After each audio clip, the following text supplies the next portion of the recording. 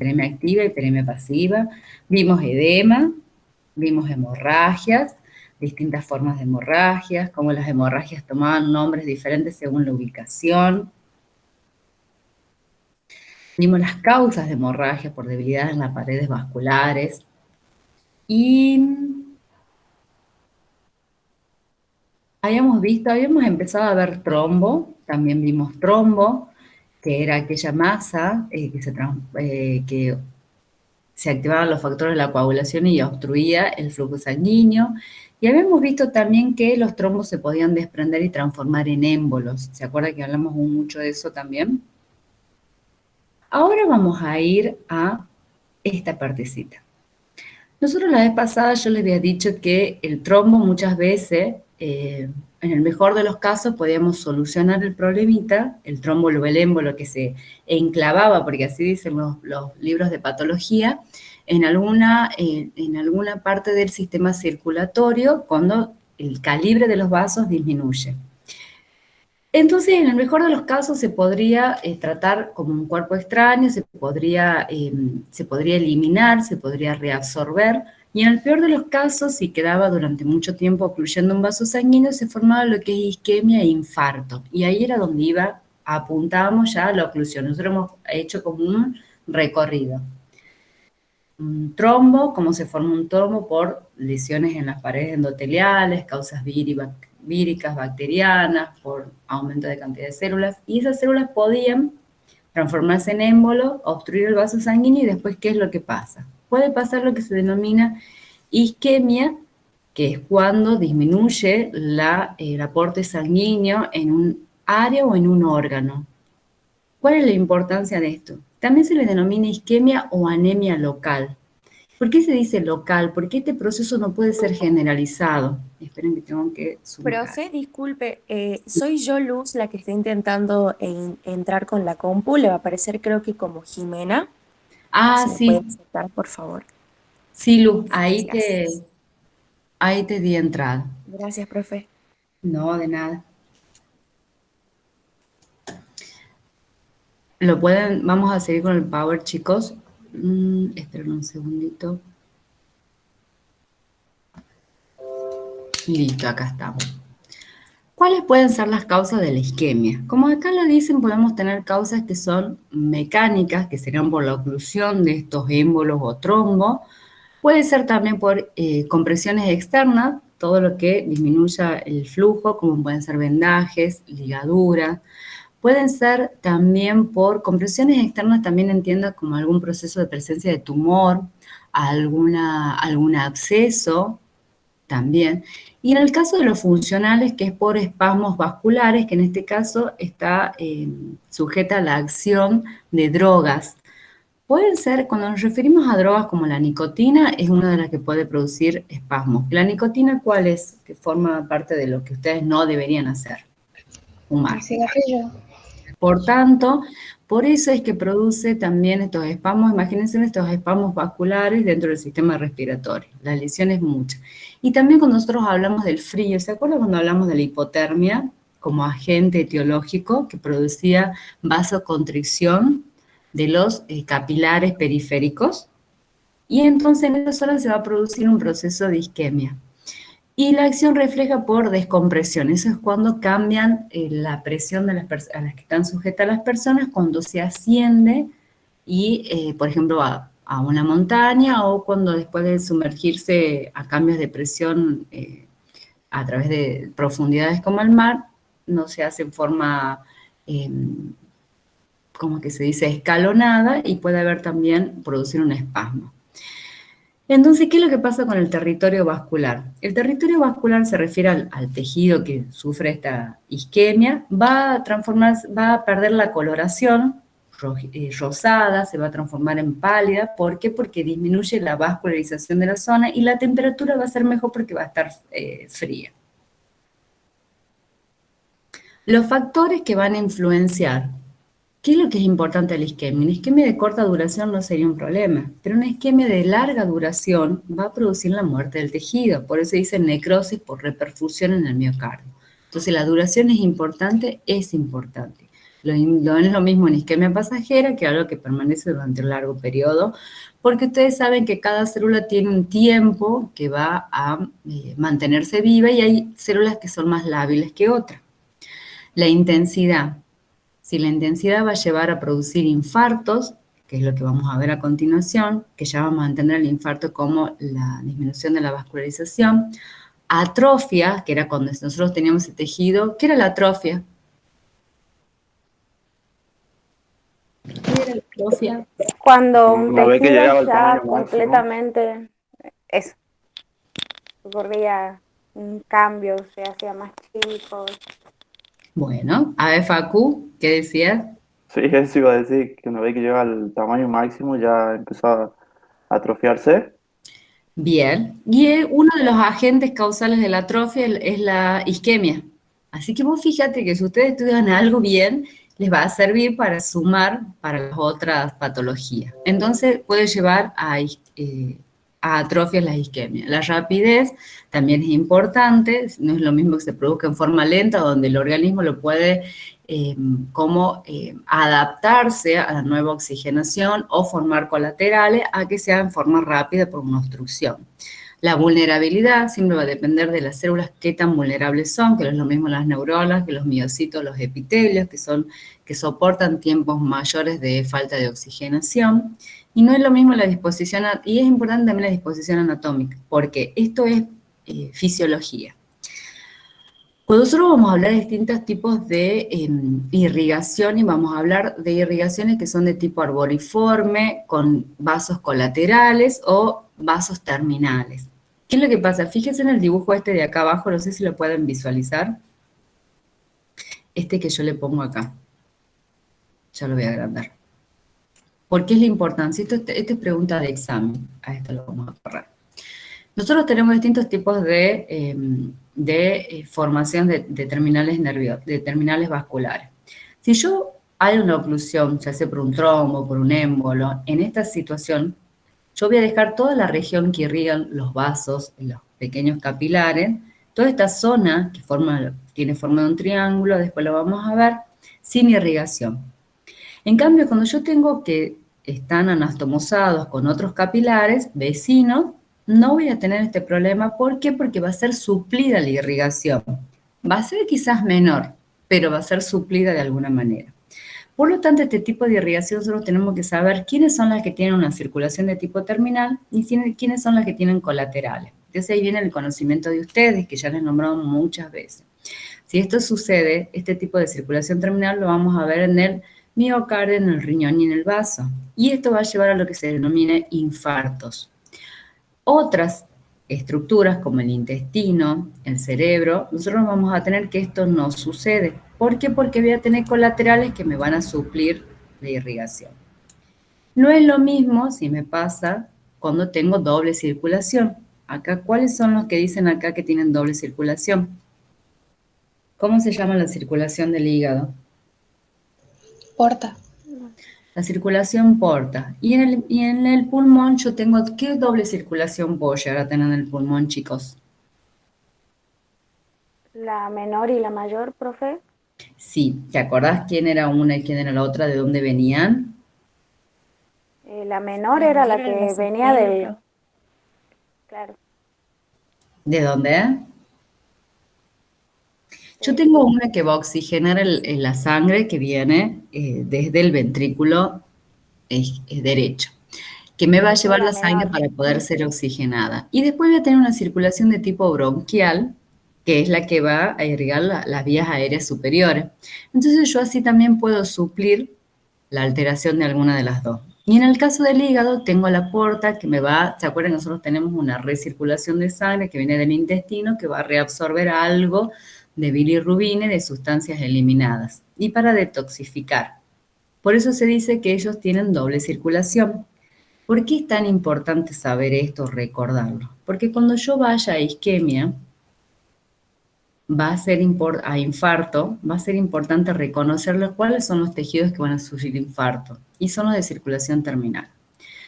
¿Cuál es el efecto nocivo? Obviamente que va a ser el caso de la isquemia, la falta de oxígeno, nutrientes, el acúmulo de metabolitos tóxicos, de sustancias tóxicas.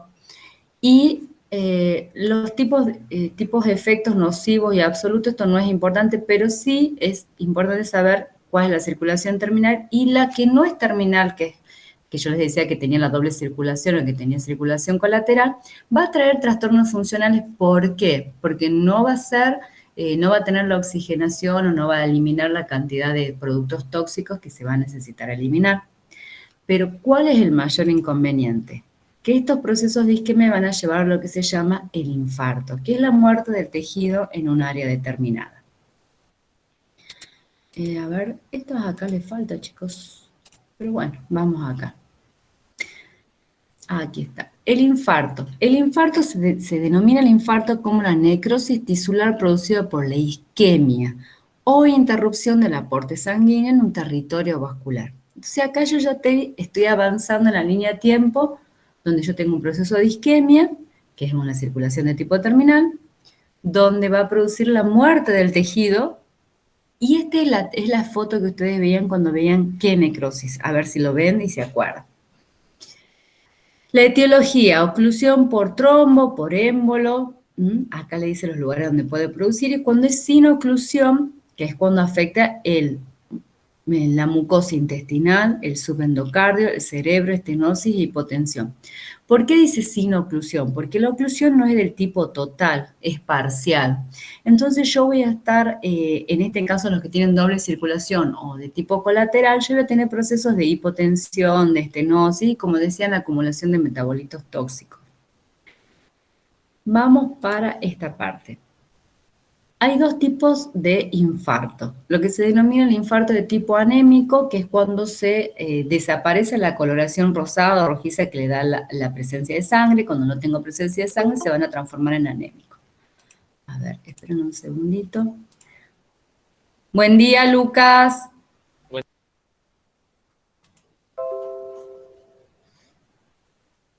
Bien. Y vamos a tener infartos que son de tipo hemorrágico. ¿Por qué creen ustedes que pueden ser esos infartos de tipo hemorrágico, como dice el PowerPoint? Porque haya explotado ya el vaso, profe. No, está bien, pero no. ¿Ven ahí como presentación, chiquis? No, como presentación no se ve. Profe. Qué desgracia. No, nada más la veo como presentación. Fíjense que tienen que ver con la circulación. Fíjate que yo acá, en el caso este, les puse que el hemorrágico es por obstrucción parcial y se va a producir en intestino, en pulmón y en hígado. ¿Por qué? Porque acuérdate que por los colaterales o por la doble circulación te va a seguir llegando sangre a la zona. Por eso se dice que el infarto es de tipo hemorrágico, porque va a mantener un tiempo la coloración rojiza.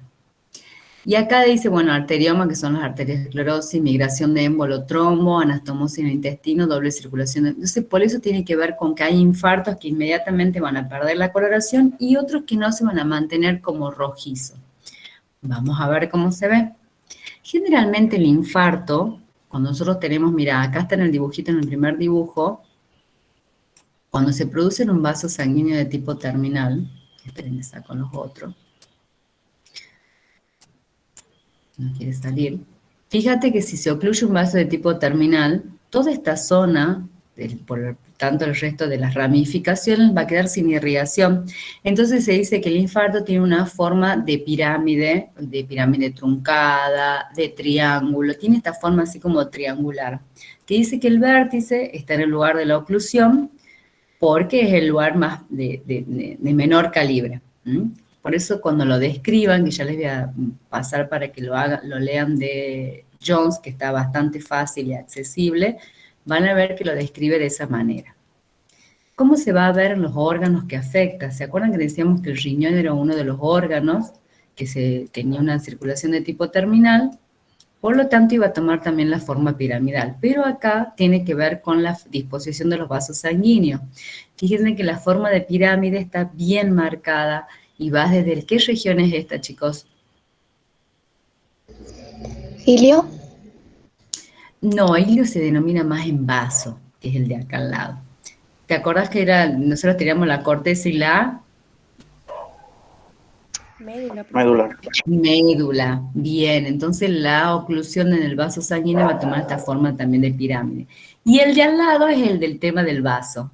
Fíjate que acá te lo corro, tiene la zona del hilio donde entran los vasos sanguíneos y las arterias y demás, y también tiene esta forma pirámide, pero cambia un poquito la disposición por el tipo de órgano.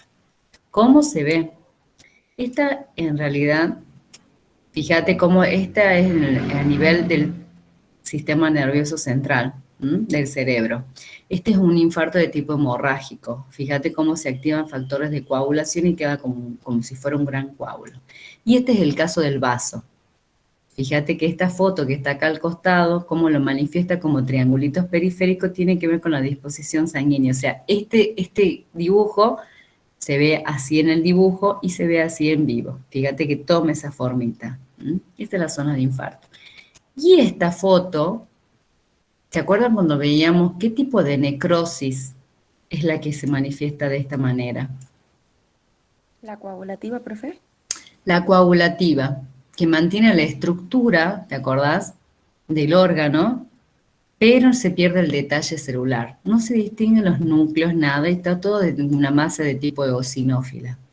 Fíjate que tiene la forma triangular porque te indica que la obstrucción o la alteración está en esta zona. Es así como se ve. Y acá es como se ve con el órgano. Este es un vaso. Fíjate que también toma esa zona, este es al corte, esa zona de tipo piramidal, casi triangular. Se las agrando y se las voy corriendo. Fíjate que por qué ustedes van a ver muchas veces las mismas lesiones en diferentes patologías. Cuando ustedes leían necrosis decía que estaba formado por un infarto, por una isquemia, por una alteración en la circulación. Como nosotros lo vemos por parte, es como que vas desglosando distintos términos. ¿Cómo se va a ver macroscópicamente? Acá me dice que se ven los hemorrágicos, son sobreelevados, esto tendría que ir juntos, sobreelevados y blandos, porque hay presencia de sangre. Y los que son pálidos, los anémicos, se van a ver deprimidos, más densos y firmes. Y si se mantienen durante mucho tiempo va a pasar lo que siempre pasa en el organismo. Se produce un aumento de tejido conectivo, por lo tanto va a haber una fibrosis y la zona se va a deprimir. ¿Por qué? Porque todos los órganos que tienen cápsulas se van a contraer por la presencia de la fibrosis. Porque el tejido es más denso, pero disminuye el tamaño del tejido. Microscópicamente, ¿cómo voy a ver la zona de infarto? Puedo encontrar desde necrosis congelativa, no existe. Existe la congelativa. ¿Existe la necrosis congelativa? ¿Que usted No, la ha profe. enseñado? No, profe. ¡Qué horror! ¡Qué horror! La necrosis coagulativa, que era esta, ¿se acuerdan? Y vamos a tener la necrosis leucoefactiva cuando es en sistema nervioso, que es esta que está acá, esta foto de acá. Esas son las dos formas en que se va a presentar el infarto. Y ahora el último tema de esta parte es el tema del shock, que habíamos hablado en la clase pasada con sus compañeras. Entonces, para que a ustedes les quede la línea de tiempo, es todo trombo se puede transformar en un émbolo, el émbolo puede obstruir un vaso, generar una isquemia, que es una disminución de irrigación sanguínea, y esa disminución de irrigación sanguínea me puede llevar a un infarto. El infarto de la zona es la muerte del tejido porque disminuye la irrigación. Puede haber una necrosis licuefactiva y una necrosis coagulativa. Eso les tiene que quedar porque después lo van a ver, lo han visto cuando han visto necrosis. Entonces hagan la línea ustedes también de tiempo para que les sirva. Ahora vamos a empezar con shock. ¿Qué es el shock? ¿Se acuerdan que la vez pasada nuestras compañeras hablaban de un shock endotóxico? Y otra vez hablamos de esto que es el desequilibrio entre el volumen sanguíneo y la capacidad del sistema vascular. ¿Se acuerdan? Hemos hablado de la cantidad de sangre que tiene el organismo, cómo circula a una velocidad tal que se oxigena en toda la célula. Y este shock siempre va a estar superditado, o sea, una de las causas van a ser que hay pérdidas de líquido de sangre o hay una vasodilatación de origen neurogénico. ¿Por qué? Porque nosotros también podemos producir esta alteración sin haber perdido líquido ni sangre, solamente por una alteración neurológica en el proceso de alteración del sistema nervioso autónomo. Se denomina también el shock como una insuficiencia generalizada de la microcirculación periférica con daño celular y tisular metabólico grave. ¿Por qué? Porque vos vas a tener que tu organismo es insuficiente, porque es insuficiente en realidad la cantidad de sangre para llenar toda la microcirculación de esos vasos capilares dilatados, porque ya dijimos que la superficie que representa es muy amplia. Por lo tanto, no nos va a alcanzar la sangre para llenarla. Entonces, por eso es el desequilibrio entre el volumen y la capacidad del sistema circulatorio. ¿Cuáles son las causas? Que eso ya habíamos visto algo. Disminución de la cantidad de sangre, hipovolemias, hemorragia, aumento de capacidad vascular, en el caso de la hipotensión, estancamiento, menor retorno venoso, trastorno de la circulación periférica, todo lo que altere la capacidad del sistema circulatorio. ¿Qué vamos a tener? 3 pilares de la hemodinamia. ¿A qué se refiere con eso? Nosotros tenemos 3 grupos grandes de cómo puede ser clasificado el shock según los pilares de la hemodinamia. Que esté afectado el corazón, que esté afectada la presión o que esté alterada la resistencia periférica. Esas son las 3 alteraciones grandes que puede sufrir la sangre, el sistema circulatorio. Si yo tengo afectado el corazón, voy a tener un shock que se dice cardiogénico, porque está afectada la bomba de contracción, que pueden ser por causas por endocarditis, que las endocarditis pueden ser bacterianas y pueden ser víricas.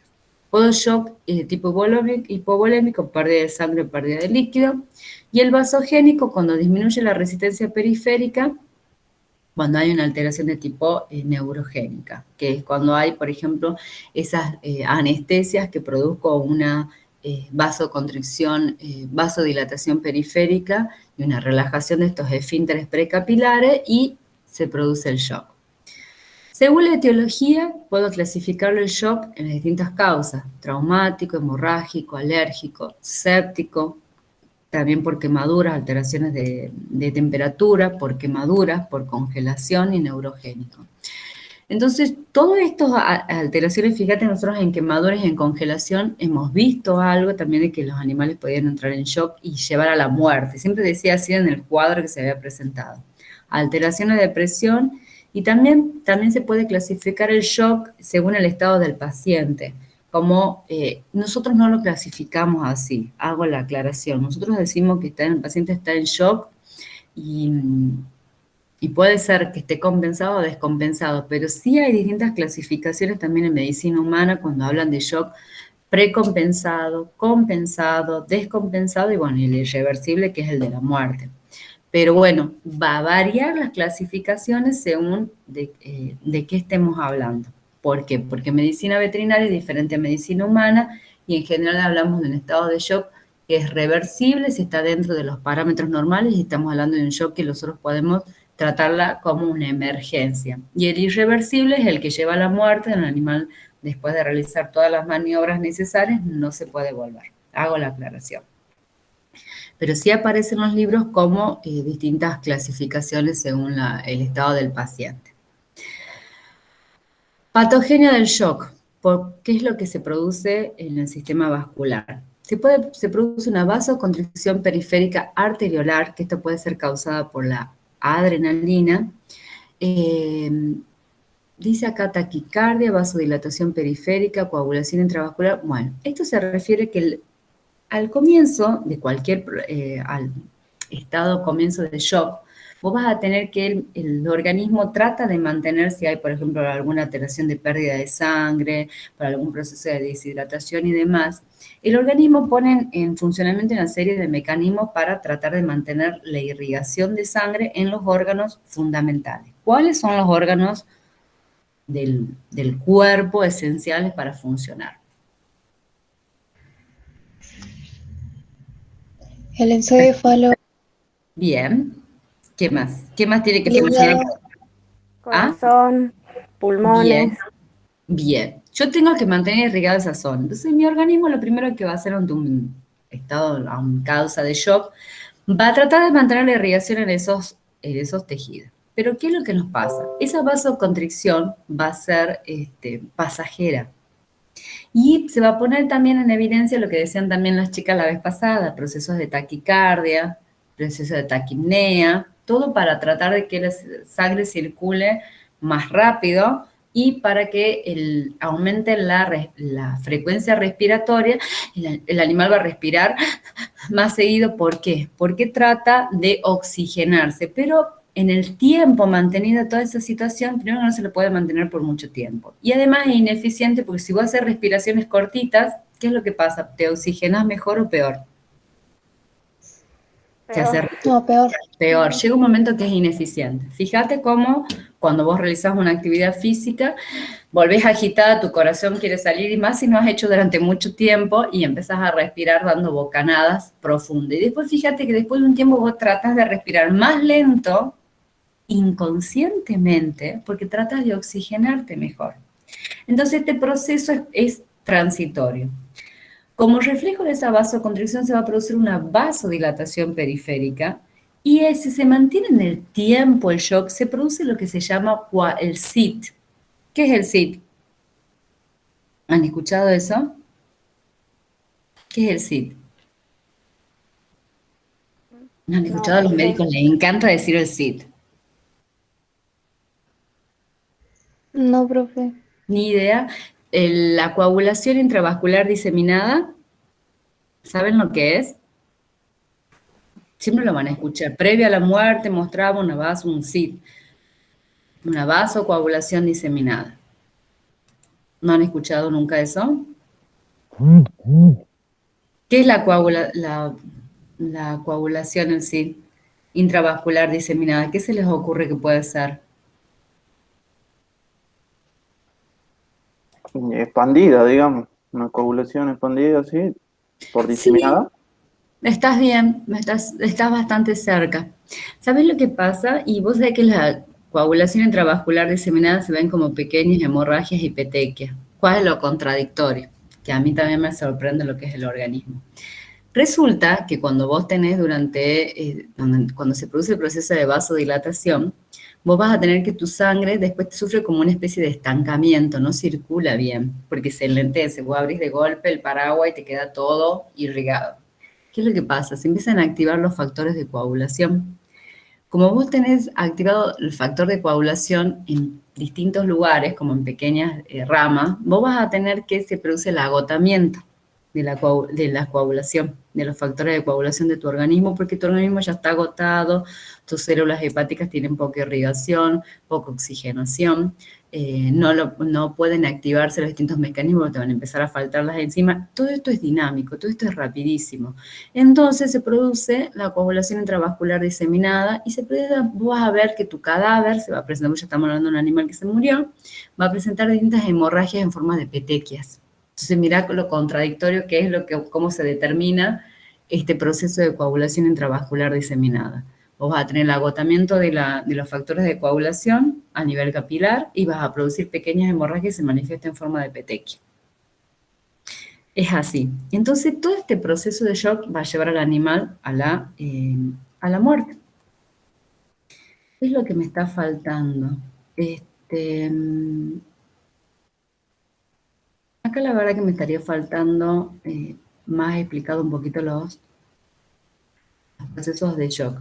Pero bueno, ¿queda alguna duda, chicos, de este proceso? ¿De cuál es la agente causal? Yo cuando fíjense que cuando tengan algún pacientito, hablamos de cachorros, de terneros recién nacidos, porque son los que sufren procesos de deshidratación por diarrea, que las diarreas pueden ser parasitarias, pueden ser bacterianas, pueden ser víricas, en cualquiera de las especies que les estoy nombrando, vos vas a tener que el animal entre rápidamente en proceso de deshidratación, por lo tanto pierde líquido a nivel del organismo y va a disminuir el volumen sanguíneo.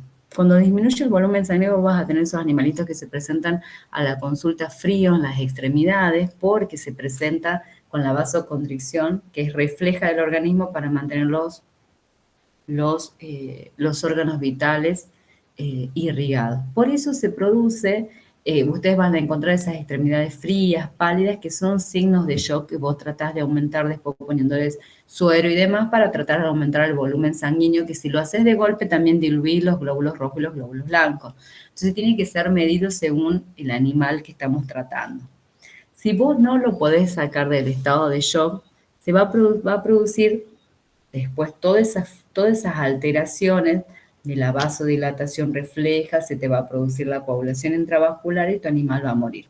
Entonces, toda esta clasificación de shock es para saber, en realidad se los clasifica muchas veces para saber y determinar cuál es el origen de la causa del shock para tratar de revertirla. No es que se la clasifica de caprichoso, sino simplemente es para tratar de buscar el origen, para tratar de detenerlo o eliminarlo. ¿Se entiende?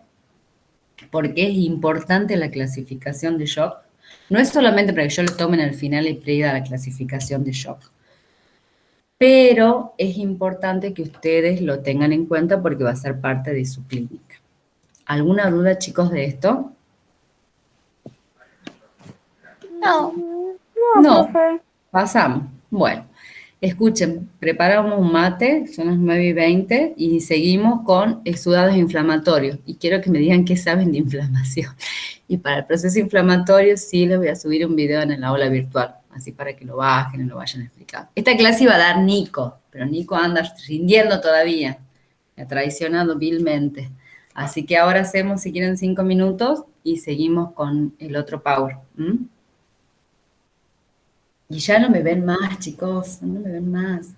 Disfruten, nuestra última mañana, despiértense, ya no nos vemos más. Excepto al final van a volver a reunir conmigo. Hacemos un deje y seguimos, ¿ah? Ok. Esto vamos a ir cerrando.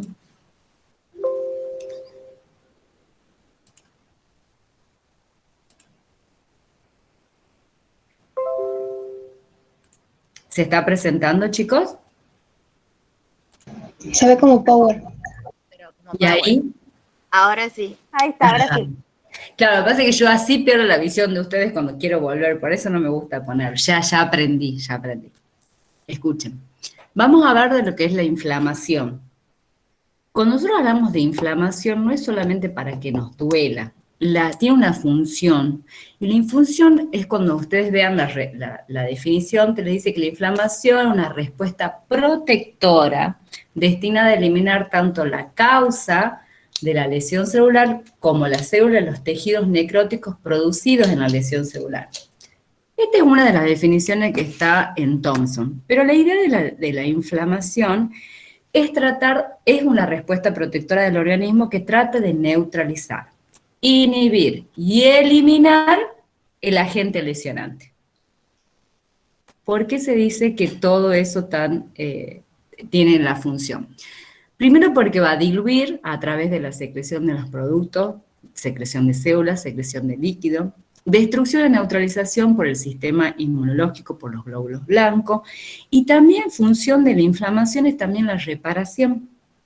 Reparar la lesión producida, solamente que nosotros a reparación la vemos separada del proceso inflamatorio para poder entenderlo un poco mejor. Pero la función de la inflamación es actuar cuando hay una lesión, nox, agente o irritante que va a producir lesión o agresión al organismo. Entonces reacciona, va a tratar de neutralizarlo, inhibir, destruir, y va a tratar de reparar nuestro organismo, nuestro tejido, nuestra región de organismo afectada. Entonces, todo eso es el proceso inflamatorio, no solamente que a vos te duela. Por eso hasta el aumento de temperatura es beneficioso porque dentro de ciertos límites el aumento de temperatura inhibe muchos agentes infecciosos. Entonces, la fiebre es un mecanismo de defensa del organismo, por eso antes no se utilizaba tanto esto de bajar la temperatura, porque el aumentar la temperatura para algunos agentes infecciosos era beneficioso. Lo que pasa es que dentro de ciertos límites, eso sabían ustedes, me imagino. Sí, profe. Bien. Sí. O sea, después llega un límite en el que empieza a dañar las propias células del organismo. Exacto, dañan las propias células. Ni te digo cuando tenés hijos, gente chiquita que sufre mucha fiebre, es insoportable. Pero es una reacción beneficiosa, por eso por ahí las febricuras no se tratan tanto. Acotación al margen. Nosotros vamos a tener que nuestra respuesta inflamatoria va a estar representada por polimorfos nucleares, que son todos los neutrófilos, eosinófilos, todas las células que tienen gránulos en su citoplasma. Y vamos a tener también, bueno, los linfocitos y monocitos, que son los mononucleares, que se les llama así porque tienen solamente un solo núcleo. Y también por las plaquetas, porque las plaquetas son fundamentales porque hacen como la formación de un coágulo en la zona lesionada y eso mantiene como tratar de restringir el área. Es el vallado que nosotros vamos a tener la formación del coágulo. Y además nosotros vamos a tener distintos factores que van a actuar, que son los mediadores químicos, factores de la coagulación, bueno, primero el coágulo que forma, y también vamos a tener factores químicos que van a alterar y van a mantener la respuesta inflamatoria activada. Eso quiero que quede claro. Por eso es tan importante que ustedes sepan los mediadores químicos que participan en el proceso inflamatorio, que activan otras células, que producen más vasodilatación o son factores de tipo quimiotáctico. ¿Qué significa quimiotáctico? ¿Que atrae a la zona de la lesión, profe? Atrae células a la zona de la lesión. Entonces, por eso en patología se le toma células que actúan, mediadores químicos, porque son los que van a activar el complemento y todos los demás para mantener el proceso inflamatorio según la necesidad. Después nosotros vamos a tener reacciones exageradas del sistema inmune, que es otro tema. Pero por ahora quiero que les quede esos conceptos bien marcados. Este PowerPoint yo se los voy a subir al aula virtual, así que quédense tranquilos. Pero básicamente yo voy a tener también que participan en el proceso inflamatorio, tienen que entenderlo como un proceso súper dinámico donde participan muchísimas células. Las células endoteliales, el músculo liso, la membrana basal, porque son aquellas las que se van a contraer para dejar pasar las células blancas para atacar la noxa. Entonces, todas estas son todas las que se van a activar. El tejido conectivo, porque son las que van a activar la presencia de formación de fibroblastos, formación de tejido de reparación, aumento de vascularización. Es importante el tejido conectivo, es importante las fibras colágenas, porque son las que me van a mantener esa estructura. Si yo tengo, por ejemplo, pérdida de tejido, una lesión muy grave, yo necesito el colágeno para mantener esos vasos sanguíneos que sigan formándose y sigan llegando células inflamatorias para actuar en la región necesaria. Ustedes van a tener clasificación y se toman al final la definición de inflamación aguda e inflamación crónica. Más allá de la duración de la inflamación aguda y de la crónica, también tienen que explicar las células que participan, porque no es lo mismo la inflamación aguda donde actúan los polimorfonucleares, que son los neutrófilos principalmente, que difiere completamente de la inflamación crónica, donde estas células ya a mí se agotaron y van a participar los macrófagos, que ya son los monocitos diferenciados, los linfocitos, porque ya hay una estimulación de tipo inmunológica, y yo puedo hasta activar anticuerpos. Por lo tanto, la inflamación aguda, que dura desde horas, minutos, segundos a días, y tengo también la exudación de líquido y proteína, que es esa agüita que sale transparente, que tiene una función también diluyente de las inflamaciones. Yo también tengo que tener en cuenta que en el caso de la crónica, que dura días, semanas o meses, porque así dice la bibliografía, y es más, ustedes después en semiología van a ver de clasificaciones sobre aguda, y después, pero por el momento a mí me interesa que ustedes vean el proceso como proceso agudo, quiénes son las que participan, y el proceso crónico, quiénes son las que mantienen el proceso inflamatorio. ¿Se acuerdan cuando hablábamos también de los procesos crónicos, que hemos hablado algo sobre el granuloma? ¿Recuerdan algo de eso? De esa inflamación, de la tuberculosis. ¿Se acuerdan que hablamos algo de eso? ¿La pregunta, profe? Sí. ¿No se acuerdan? Es que no entendí lo que preguntó, profe. Si se acuerdan de lo que es el granuloma o la lesión de tuberculosis, que es característica de la enfermedad. Tuberculosis, lo que dimos con Guada, era el granuloma era la lesión que se formaba cuando Bien. estaba el bacilo y los macrófagos intentaban fagocitarlo, pero no Bien. lo lograban. O sea, el bacilo quedaba adentro y todo Bien. ese conjunto de macrófagos formaba después el granuloma. Bueno, fíjate, ese es ejemplo de inflamación de tipo crónica. Vos ya viste en tu tema este tipo de inflamación. ¿Por qué? Porque vos tenés ahí un agente que no lo podés eliminar. Se activan los macrófagos, se unen, se forman células, ¿te acordás? Multinucleadas, las células gigantes de cuerpo extraño, se activan los linfocitos. Si se mantiene durante mucho tiempo, se forma una pequeña capa de tejido conectivo alrededor y esa es la lesión típica de la tuberculosis. ¿Tá? ¿Qué es lo que pasa? Ese es el ejemplo de inflamación crónica. ¿Por qué? Porque vos ahí tenés justamente las células que participan y son procesos que se mantienen en el tiempo, porque no lo puede eliminar a la gente, que es también el ejemplo de los hongos como Aspergillus. ¿Qué pasa? Bueno, lo puedes eliminar, entonces genera una inflamación de tipo crónica y que después el organismo trata de secuestrarla dentro de todas esas células que ya han muerto, trata de formar una cápsula de tejido conectivo y en los animales viejos hasta los podemos encontrar calcificados, con depósitos de calcio. Entonces vos ya sabés algo más de esto. Estos son los signos cardinales de inflamación que me acuerdo que algunos de los chicos creo que le habían puesto. ¿Cuáles son los signos cardinales de la inflamación?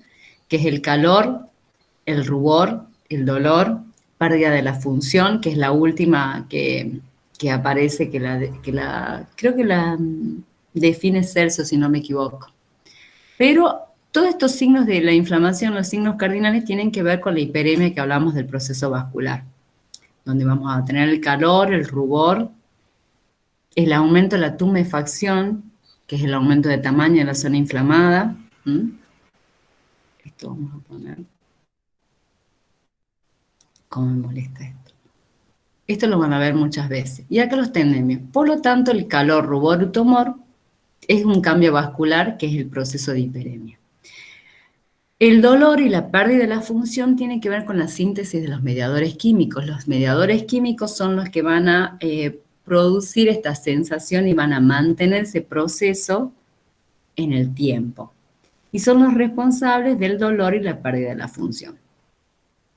Esta parte yo se las voy a pasar, las vamos a ver medio rapidito para que veamos el proceso y de ahí vamos a ir a exudados inflamatorios. Primero nosotros ante cualquier agresión o alguna lesión o agente vamos a tener cambios en el calibre de los vasos sanguíneos, por lo tanto vamos a tener primero una vasoconstricción periférica que le sigue una vasodilatación arteriolar. ¿Por qué? Porque no se puede mantener durante mucho tiempo y como reflejo tenemos una vasodilatación, porque ¿qué es lo que yo quiero? Que lleguen mis agentes, mis neutralizadores de esta noxa, que son los neutrófilos. Va a aumentar la presión hidrostática, esta vasodilatación va a generar eso, un aumento de presión hidrostática y va a salir el trasudado. El aumento de permeabilidad, porque hay una alteración de los endotelios vasculares, va a hacer que salgan proteínas y células y va a formar lo que se llama un exudado. El exudado va a aumentar la presión osmótica perivascular. ¿Por qué la presión osmótica? Porque al salir las proteínas, aumenta la presión osmótica en el lado donde se fueron las proteínas. Y el proceso va a producir lo que se llama un edema. Se va a producir la salida de plasma hacia el espacio intercelular. Esto sería, esta foto creo que está en Thomson, si no me equivoco, cómo muestra el cambio vascular en el proceso inflamatorio. Estas son las características de la célula endotelial donde hace la aclaración, cómo se produce la contracción de los endotelios vasculares en los extremos por acción de los mediadores químicos, conocido por la histamina, bradiquinina y leucotrieno. Esto no se preocupen porque esto yo les voy a subir, dice cómo se reorganiza la célula y cómo se altera el citoesqueleto de la célula y cómo se produce la retracción de esa célula. ¿Qué es lo que yo les quiero mostrar de esto? Este dibujo también está en el Thomson, donde indica la marginación, el rodamiento de las células. Esto muestra esta forma de herradura que está acá.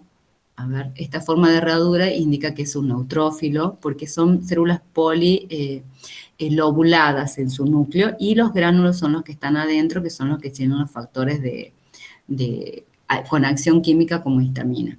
Entonces acá muestran cómo se produce la retracción de los endotelios, cómo se produce el rodamiento, que dicen así, rodamiento es cuando contacta con el endotelio vascular y después producido por el espacio intercelular, atraviesa el neutrófilo para ir a la zona donde está el agresor, por activación de factores quimiotácticos.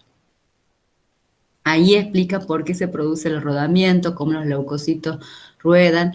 La pérdida de flujo laminar, ¿se acuerdan que yo les decía que era tan importante que en la congestión, cuando yo tengo un éxtasis, una detención del flujo, porque cuando yo tengo una vasodilatación periférica, tengo como una detención de la velocidad del flujo y eso va a aumentar la viscosidad de la sangre y va a hacer que las células que estaban en el centro de la circulación sanguínea vayan a la periferia y ahí se produce el rodamiento y donde va a producir después la salida de las células endoteliales. Están involucradas, obviamente, distintas proteínas, que son las selectinas, que van a estimular la salida de las células por los endotelios. Todo esto se le va a subir al aula para que ustedes los vean. Allí se explica cómo se adhieren a las células endoteliales, se deslizan y atraviesan la membrana a través del proceso de diapédesis. Esta foto también creo que está en el Thomson. Este es para explicar el proceso de salida de los polimorfonucleares. Fíjense cómo siempre se los representa con sus núcleos multilobulados, que estos son los lobulitos.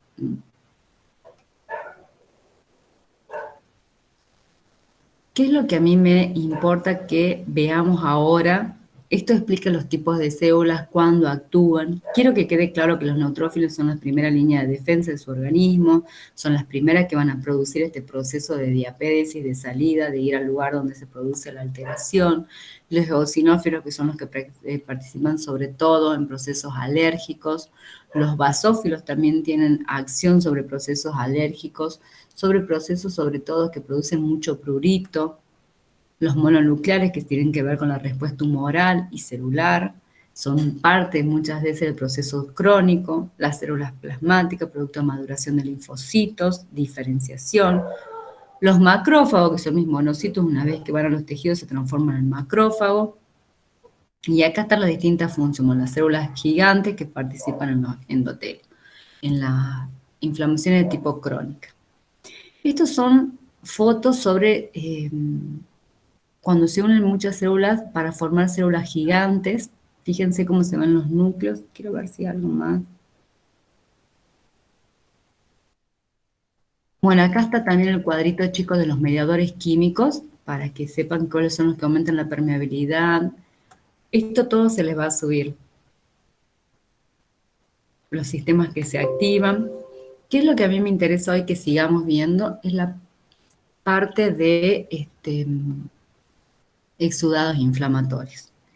A mí me gustaría que, si bien esto yo le pongo así medio rápido, es porque esto lo pueden leer. Les voy a mostrar un video también cómo se produce el proceso de diapédesis de los neutrófilos, pero dos conceptos que tienen que quedar bien claros son: una reacción de tipo aguda participan los neutrófilos y una reacción de tipo crónica participan las mononucleares, que son los macrófagos y los linfocitos, donde hay una respuesta de tipo humoral y celular del organismo de tipo diferente que lleva mucho más tiempo en su activación. Esto se los voy a... lo van a poder ver tranquilamente, no es difícil de entender, pero van a tener que sentarse un ratito. ¿Qué es lo que no está muchas veces muy ejemplificado y es propio de nuestra asignatura? Son los exudados inflamatorios. Vamos a la parte de exudado.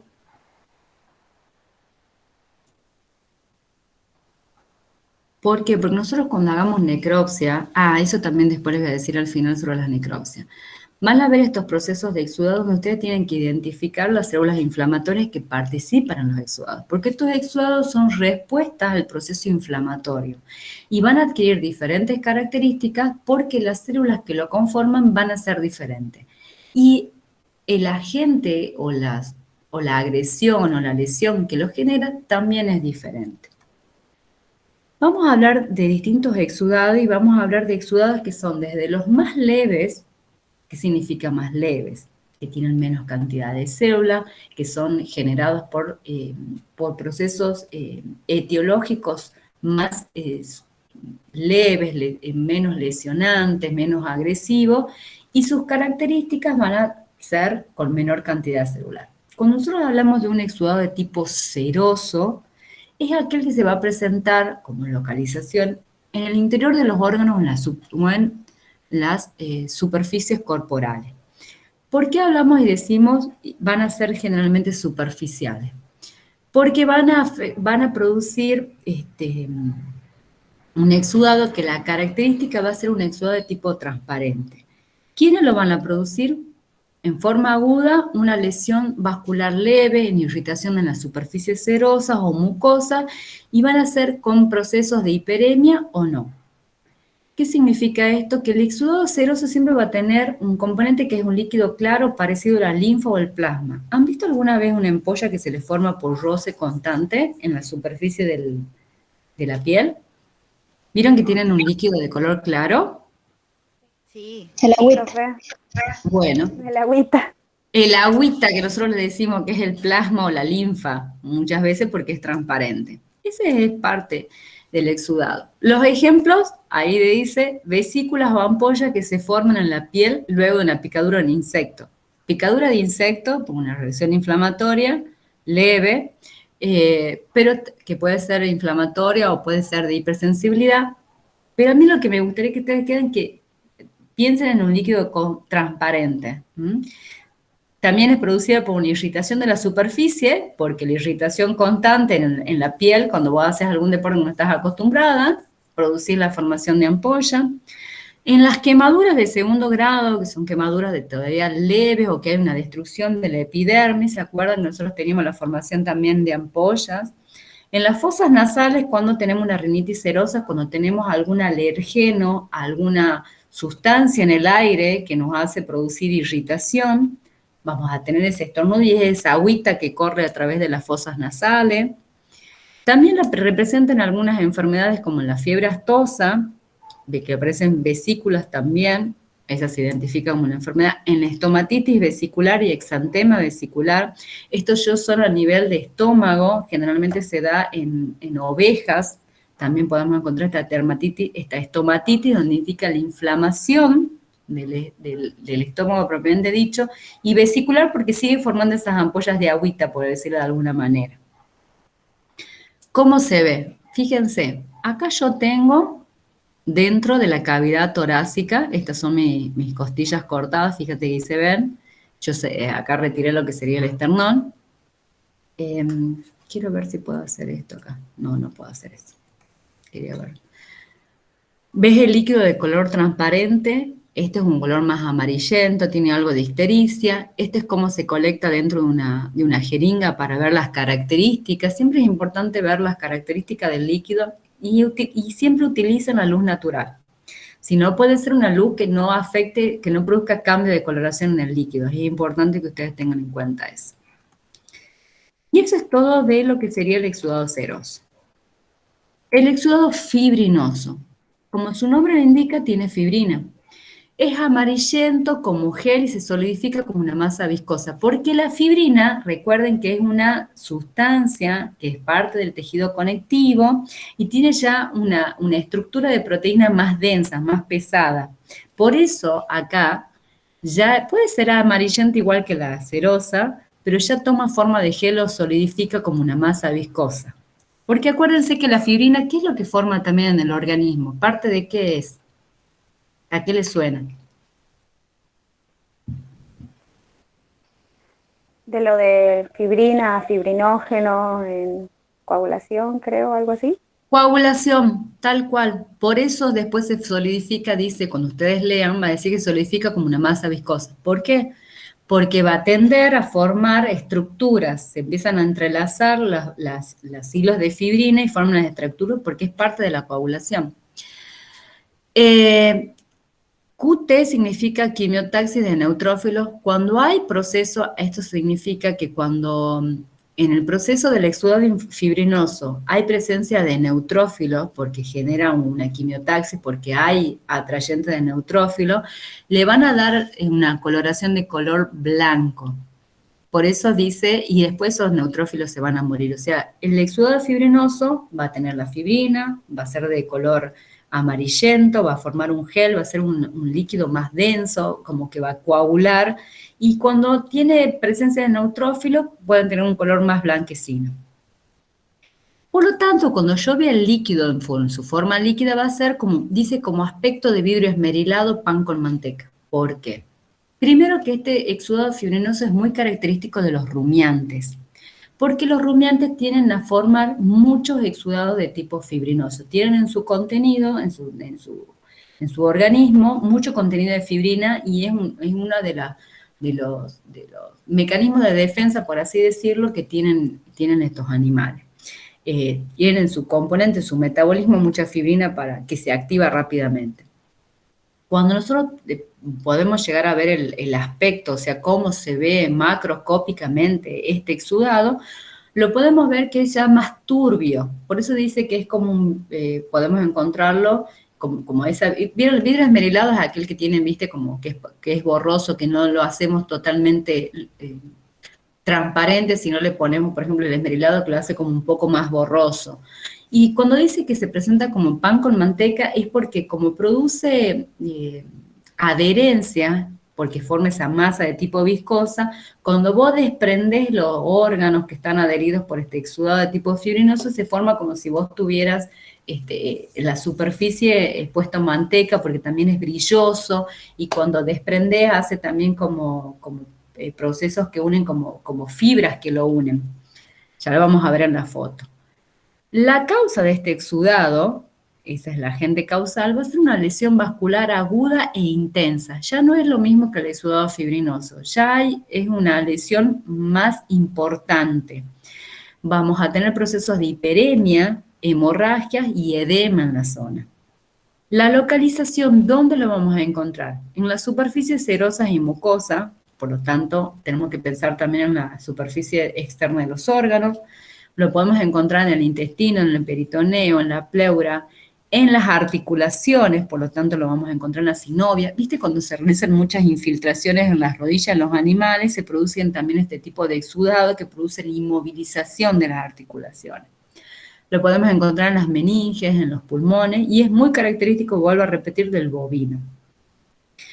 Microscópicamente se va a ver de color rosado, grumos sólidos o bandas finas y largas, porque la fibrina se puede representar de esa manera.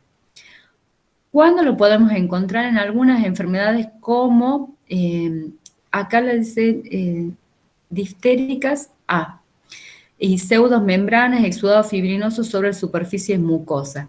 Esto es en enfermedades que forman como estos tipos de, ¿cómo es que se llaman? No me sale la palabra. Ya me voy a acordar. No me sale la palabra, ya me voy a acordar. Ay, no me sale. Ya cuando me acuerdo, chicos, les voy a pasar las diapos.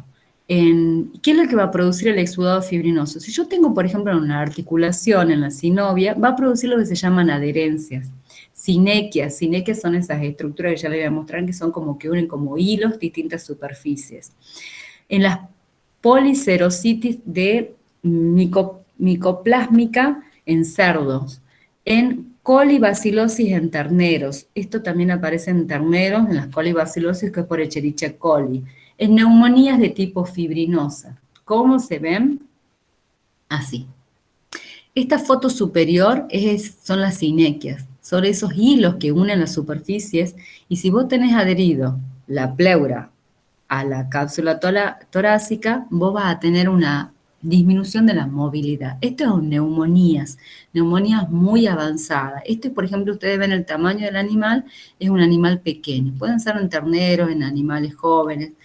Esta es la superficie de las diapositivas de abajo, que se ve como un pan con manteca. Ven que es como una superficie externa que ven como si fuera toda rugosa, amarillenta. Fíjense en el líquido claro que se presenta alrededor. Eso es en el pericardio.